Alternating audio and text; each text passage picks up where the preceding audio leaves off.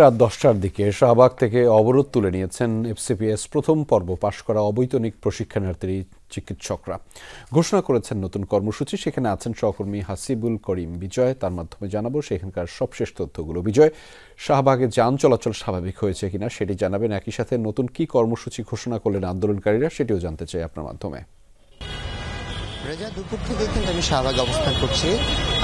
অবস্থানরত যে চিকিৎসকরা ছিল তারা কিন্তু কিছুক্ষণ আগেই তাদের আন্দোলন স্থগিত করেছে।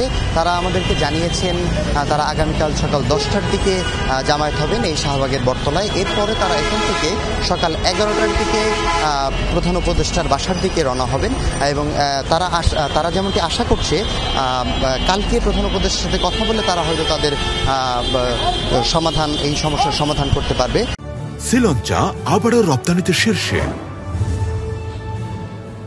তাদের সর্বশেষ দাবি যেটি আমরা জানতে পেরেছি সেটি হচ্ছে সকাল 11টা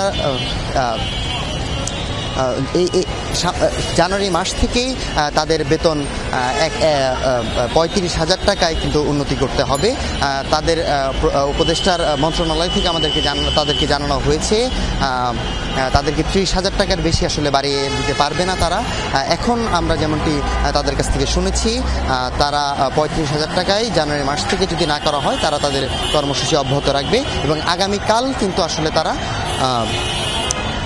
এখানে শাহবাগে বটতলায় সকাল 10টার দিকে জমায়েত হবেন এবং তারপর তারা এখান থেকে প্রধান উপদেষ্টার বাসার দিকে রওনা হবেন। সর্বশেষ তারা এই কর্মসূচি আমাদেরকে জানিয়েছে। রেজা, সেই খবরের বিস্তারিত আপনার মাধ্যমে জানছিলাম। ধন্যবাদ বিজয় আমাদের সাথে যুক্ত হবার জন্য।